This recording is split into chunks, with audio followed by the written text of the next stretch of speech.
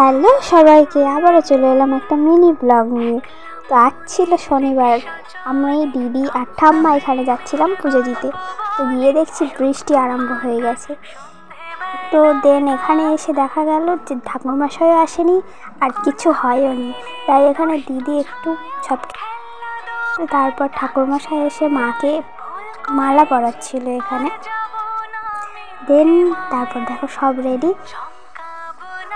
তারপর এখানে আমরা একটু ঠাকুরমশাইকে হেল্প করে দিচ্ছিলাম। তো তারপর অঞ্জলি শুরু হয়ে গেছিল।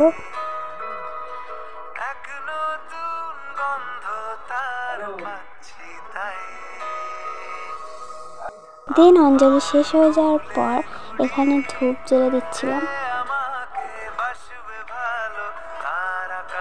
এবং মোমবাতিও জ্বেলে দিলাম।